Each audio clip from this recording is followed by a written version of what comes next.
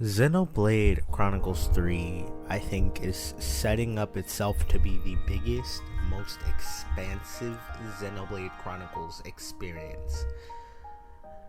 This game already has a massive file size. It is the biggest base game, the biggest base Xenoblade game at 15.2 gigabytes. Xenoblade 2 is only bigger when you factor in Torna, because Torna is an extra 3 gigabytes. But the base Xenoblade 2 is 13 gigabytes. And we also know we're going to get an expansive story DLC in December of 2023, which is going to add on to this massive file size. Now, when looking at the file sizes of these games and knowing that Xenoblade Chronicles 3 is the biggest at base, and then not only that is going to continue to expand, it just makes me more excited to just get into this world and explore everything about it. And a few reviewers, haven't watched that many game reviews, but I know a lot of people are having positive thoughts about the game.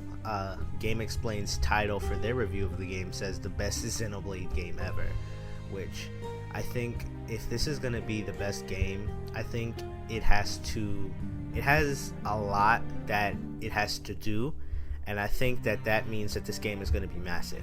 Now, first off, the main reason why this game is going to be massive is because it is a combination of the worlds of Xenoblade Chronicles 1 and Xenoblade Chronicles 2. Having both of these worlds combined, each world in itself is massive. The world of Xenoblade 1 and 2, All Rest, and then the Bionis and the Mechonis, are massive landscapes with so many different areas to explore, and those games in itself are massive. I mean, look at the file sizes of Xenoblade 1 and 2 on the Switch. They're massive games. And so to have a game that's going to that is ambitiously going to try and combine the two means that I think it's going to be massive, because you're going to have a lot from 1 and a lot from 2. And so I think that's just the first thing. And not only that, Monolith Soft has proven time and time again that they are very ambitious.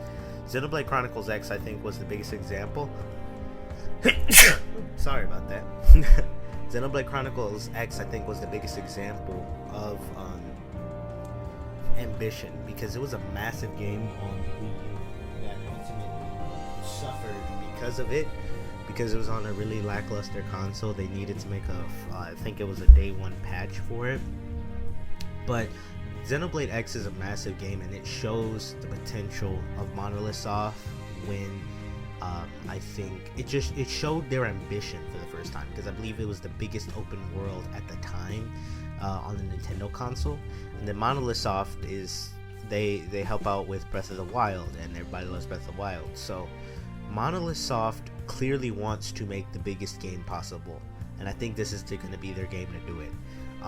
They have so much to pull from, and then not only that, they're going to be new areas as well. It's not just going to be exactly 1 and 2 and that's it. There's going to be 1 and 2 and new areas.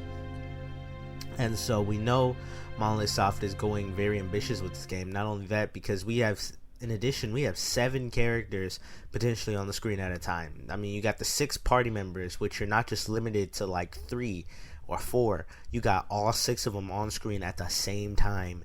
And then you could potentially have a hero that adds 7 characters on the screen at one time. That is ambitious.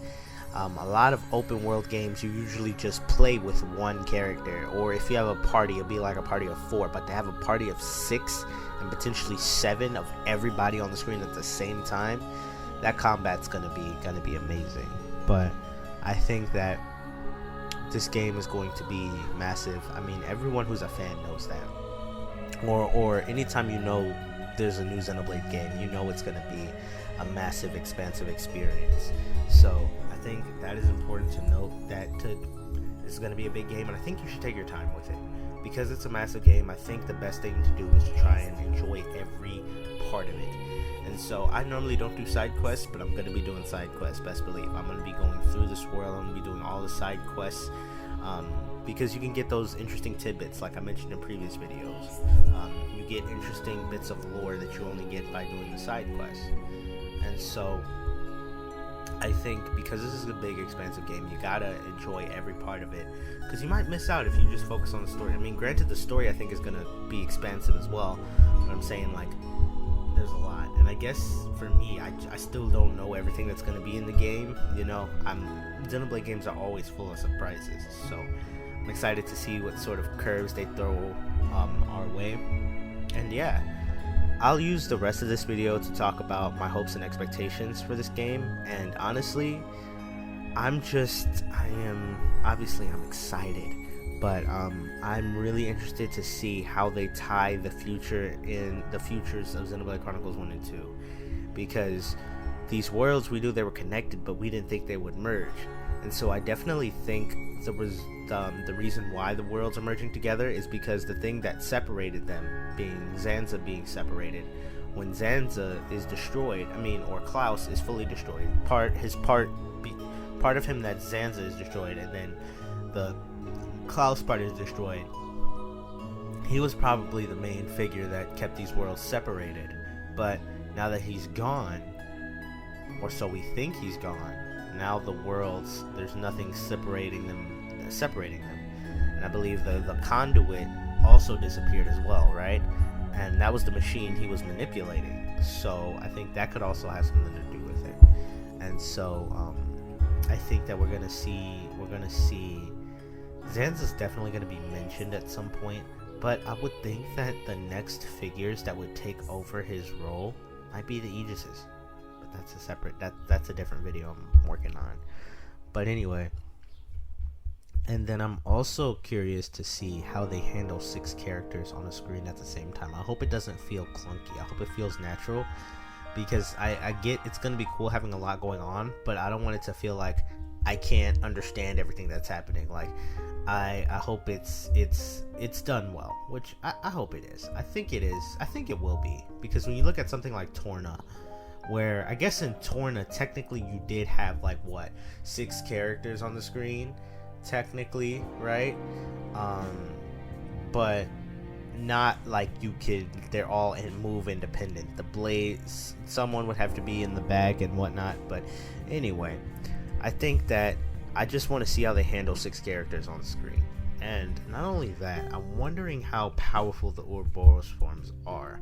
Are they just going to be like Numa forms that you can get early on, or is there like an element to where they start off weak and get strong? I think they probably will, but I hope they're not too broken at the beginning of the game. I mean, they should be powerful by all means, but I'm talking about it should be like my Ouroboros form is not as powerful until I get towards the end of the game.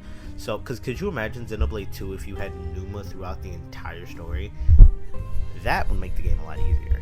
But I hope it doesn't completely break the game.